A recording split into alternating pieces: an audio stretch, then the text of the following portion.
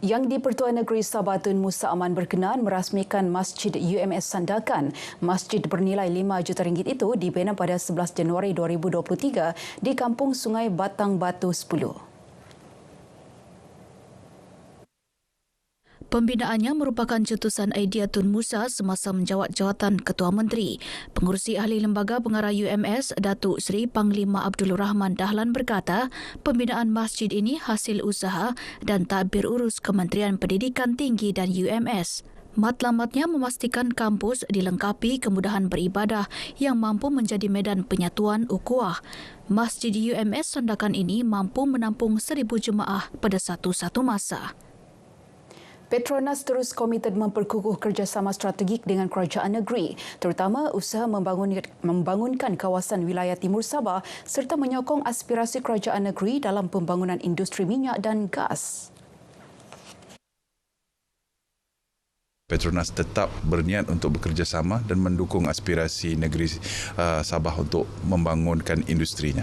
Hari ini untuk juga memberikan Tun berita-berita terakhir tentang yang paling terkini tentang kegiatan-kegiatan dan inisiatif bersama dengan negeri, termasuklah usaha-sama dengan SMJE dan juga memberi sedikit laporan tentang kejayaan dan prestasi usaha-sama. Beliau ditemui media selepas mengadakan kunjungan hormat terhadap Yang di-Pertuan Negeri Tun Musa Aman di Istana Sri Kinabalu. Terdahulu dalam kunjungan hormat terhadap Ketua Menteri Datuk Seri Panglima Haji Jinor di Menara Kinabalu, Tan Sri Tengku Muhammad Taufik memberi taklimat mengenai hala tuju serta status operasi Petronas di negeri ini. Turut dikongsikan inisiatif bantuan banjir yang disalurkan sebagai usaha menyokong kerajaan negeri membantu penduduk terjejas. Ketua Menteri menyambut baik komitmen Petronas untuk kekal menjalin kerjasama sekaligus memperluas penyertaan Sabah dalam industri minyak dan gas.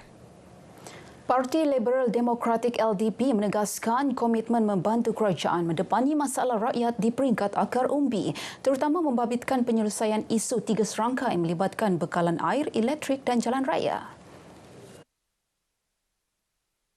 Presiden LDP Datuk Chin Soo Pin berkata, pemantauan ini dilaksana menerusi Unit Pemimpin Pembangunan Masyarakat UPPM dan Biro Aduan Rakyat LDP terdapat di setiap kawasan di Sabah. Actually kita LDP kita ada seorang punya itu structure biro, even macam di Luyang sama Likas we have our UPPM, so we have all these resources to help the rakyat, even in Sandakan and Tawau also. We have our complaint bureau. That's why I insist that our complaint bureau go around Sabah, tengok yang ada masalah to the rakyat, we will help them because we are dalam kerajaan sekarang. Siasatan terperinci perlu dilaksana Jabatan Kereta Api Negeri Sabah berhubung insiden sebuah kereta api yang dilaporkan mengalami kegagalan brek ketika membawa guru-guru SK Pangi Tenem pagi Selasa. Adun Melalap Datuk Jamawi Jaafar menyifatkan insiden ini amat membimbangkan kerana ia melibatkan keselamatan nyawa.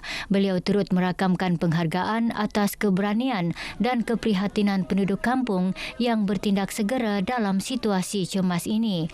Tindakan pantas penduduk kampung yang meletakkan troli motosikal di atas landasan, berjaya memperlahan dan seterusnya menghentikan kereta api berkenaan sekaligus mengelak kejadian tidak diingini. Datuk Jamawi juga merayu agar projek pembinaan Jalan Tenom Pangi yang telah diluluskan awal tahun 2025 disegerakan. Program Ramadan Jazz kini diberi nafas baharu sebagai Simfoni Ramadan. Penjenamaan semula itu dibuat bagi menyesuaikan konsep program dengan identiti negeri sekaligus memperkukuh pendekatan dakwah yang lebih inklusif. Yang di-Pertua Pertubuhan Islam Seluruh Sabah Usia, Datuk Sapawi Ahmad menjelaskan program kolaborasi bersama Jabatan Kemajuan Islam Malaysia JAKIM dan Agensi Agama Negeri bagi memastikan pelaksanaan lebih tersusun dan mampu memberi impak luas kepada masyarakat khususnya generasi muda melalui gabungan aktiviti kerohanian, kemasyarakatan dan kesenian Islam. Saya cukup yakin Simfoni Ramadan ini akan menjadi satu kenangan dan mungkin keterampilan untuk masa depan yang lebih berkesan kepada masyarakat belia. 12,897 liputan media berkaitan UMS direkodkan sepanjang tahun 2025. Ia merangkumi liputan media cetak, media elektronik dan portal dalam talian. Naib Chancellor UMS Profesor Datuk Dr. Kasim Mansur berkata, jalinan kerjasama strategik dengan pengamal media Sabah mengetengahkan pelbagai kecemerlangan UMS. Kerjasama rakan strategik media ini merupakan satu usaha yang sangat signifikan untuk kita menunjukkan bahawa fakulti ini yang lebih fokus kepada pertanian ialah untuk menjayakan agenda pihak kerajaan khususnya di Sabah ini ke arah kelestarian makanan ataupun food security, keterjaminan makanan. Sementara itu, Pengarah Pusat Komunikasi Korporat UMS, Dr. Rizal Zamani Idris berkata, angka liputan tersebut bukan sekadar statistik, malah bukti kepercayaan konsisten masyarakat terhadap naratif UMS yang relevan. Sambutan Cap Gomeh menjadi simbol keharmonian dan perpaduan masyarakat berbilang kaum di negeri ini. Perayaan ini disambut sebagai penutup sambutan Tahun Baharu Cina. Adun Tanjung Keramat Shah Alfi Yahya berkata, sambutan ini melambangkan identiti masyarakat majmuk di Sabah. Beliau berucap merasmikan perayaan Cap Gomeh, anjuran Pertubuhan Persatuan Kebudayaan dan Kesenian Masyarakat Cina Putatan di dataran Pomoy Putatan. Ahli persatuan disaran mendidik generasi muda untuk memelihara warisan budaya dalam usaha mengekalkan keharmonian hidup masyarakat berbilang kaum.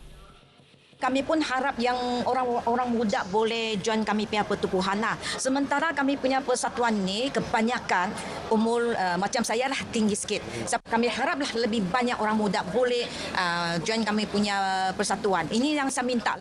Kalau boleh kami persatuan ini dapat buat lagi banyak pertandingan, lagi banyak event untuk orang Putatan. Sara bulanan 2026 telah mula diagihkan pada 9 Januari lalu kepada 5 juta penerima melibatkan isi rumah dan warga emas. Turut dikreditkan pada tarikh yang sama bantuan Sara RM100 sekali bayar kepada semua rakyat Malaysia berusia 18 tahun ke atas. Saya ucapkan terima kasih kepada Kerajaan Malaysia Madani kerana pada tahun ini masih memberi sumbangan bantuan Sara one-off. Saya sangat bersyukurlah kerana dapat menggunakan bantuan tersebut dalam bentuk keperluan asas, kita boleh beli seperti makanan, produk kesihatan dan sebagainya. Meringankan segala beban macam untuk anak-anak, untuk keperluan rumah. Jadi saya harap bantuan Sara ni diteruskan ke tahun untuk membantu keperluan kehidupan kamilah sekeluarga. Dia dapat meringankan beban keluarga kami untuk mengatur keuangan kami, yang memberi semangat kepada kami serta keluarga untuk teruskan kehidupan dengan kos sara hidup yang tinggi sekarang. Liga Bola Sepak Remaja peringkat Perbandaran Tawau bakal ditubuhkan tahun ini bagi memperkukuh pembangunan bakat sukan bola sepak khususnya di Tawau. Keputusan dibuat dalam mesyuarat agung tahunan ke-11 Persatuan Bola Sepak Daerah Tawau, Tawau FA.